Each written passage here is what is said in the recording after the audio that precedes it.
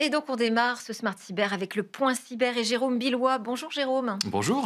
Associé en cybersécurité et confiance numérique au sein du cabinet Wavestone. Alors, de quoi va-t-on parler? On va parler d'une attaque menée par des Chinois pour expliquer un peu comment ça se passe aujourd'hui, ces attaques automatisées par intelligence artificielle. Est-ce que vous pouvez déjà nous redonner un peu de contexte? Que s'est-il passé? Tout à fait. Donc, on est sur une attaque qui a été révélée par Anthropic, qui est donc une société bien connue qui crée le modèle d'intelligence artificielle Claude. Ils ont eu des alertes qui sont remontées en septembre 2025 d'un comportement anormal dans leur moteur d'intelligence artificielle et ils ont regardé ce qui se passait. Et ils ont découvert quoi?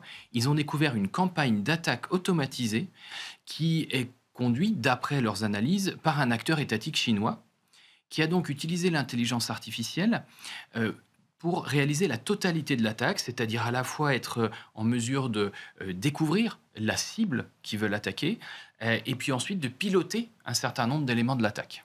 Mais ça restait théorique ou il y a véritablement eu des attaques? Il y a véritablement eu des attaques. Ce qu'on ne sait pas, c'est ce qui s'est passé après.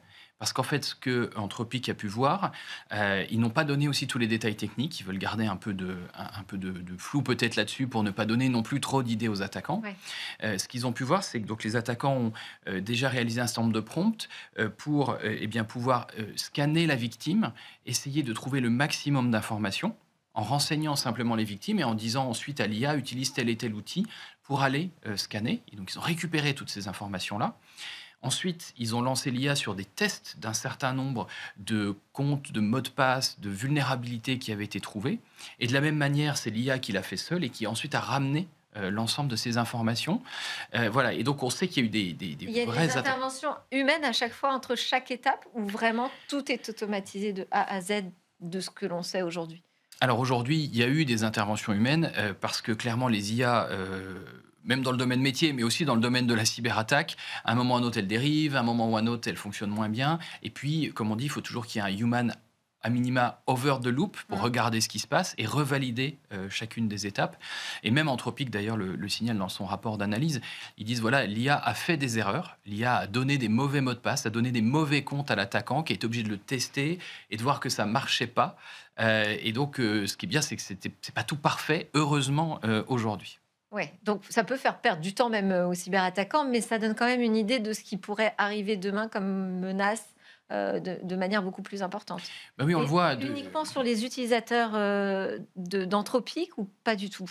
Non, alors là, Anthropic était vraiment l'outil utilisé. Les victimes peuvent être partout, peuvent être n'importe quelle Même si on entreprise. n'utilise pas une IA Voilà, ou un grand modèle de langage?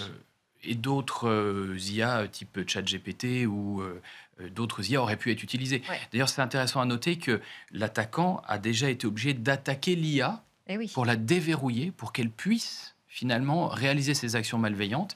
Ils expliquent qu'ils ont utilisé des prompts, ils se sont fait passer pour des experts en cybersécurité, disant je fais une campagne de test défensif. Est-ce que tu peux m'aider à la réaliser? Et en fait, c'était offensif. Ils ont menti à l'IA, mais l'IA ne le sait pas. Et donc, l'IA a laissé passer ces actions malveillantes. Et alors le conseil du pro, Jérôme, quel est votre conseil pour Bah, se le conseil préparer du à ce pro, type de menace? c'est qu'on voit bien qu'aujourd'hui, l'IA, elle est de plus en plus utilisée par les cybercriminels. Il y a quelques années maintenant, c'était pour faire des meilleurs mails de phishing, très basiques. Ensuite, on a eu les deepfakes. Et là, maintenant, on a des attaques pointues qui commencent à être automatisées. Mais en réponse, qu'est-ce qu'il faut faire? Eh ben, c'est aussi utiliser l'IA dans la défense. On voit aujourd'hui très clairement qu'il y a des solutions qui arrivent pour faire de la sécurité applicative plus simplement, pour automatiser la recherche de failles, automatiser l'écriture de code pour corriger ces failles. Il y a un concours que je conseille de regarder à tous les auditeurs qui a été fait par l'entité de recherche du ministère de la Défense aux États-Unis, qui s'appelle la DARPA. Le concours s'appelle AIXCC, vous pourrez regarder sur Internet, OK. qui ont montré qu'ils ont entraîné des IA pour corriger automatiquement des failles. Et en fait, ils ont réussi à. Donc, les gagnants de ce concours ont réussi à créer une IA qui, en moyenne, a corrigé des failles dans des logiciels en 45 minutes.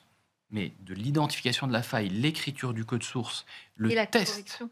et le test de l'efficacité du Ah oui. correctif et également les tests fonctionnels, donc le logiciel marche à la fin. Tout ça en moyenne pour 45 minutes et en moyenne pour un peu plus de 400 $, ce qui est sans commune mesure avec aujourd'hui ce que ça coûte et le temps que ça prend dans les entreprises pour corriger ce type de faille. On voit Ça veut vraiment dire que que ça va complètement disrupter le marché aussi de la cybersécurité. bah, ça va Ce peut-être enfin nous permettre d'être à la vitesse des attaquants, comme je disais, parce que Ouais. depuis des années, on est là, on est en difficulté, on manque de bras, beaucoup, on manque de moyens aussi. Et donc là, l'IA, je ne pense pas que l'IA va faire des licenciements en cybersécurité. Honnêtement, je pense que l'IA va nous permettre de faire le métier qu'on devrait faire et de pouvoir passer à l'échelle sur des sujets comme la gestion des tiers, la classification des documents, la couverture des failles applicatives. Ça, c'est des choses qu'on n'arrivait pas à faire par manque de bras, par manque de temps, par manque de moyens. Et là, l'IA peut être un vrai accélérateur. C'est ce qu'on teste, nous, sur le terrain, là, à l'heure où on se parle. Et on voit des premiers gains qui sont vraiment frappants.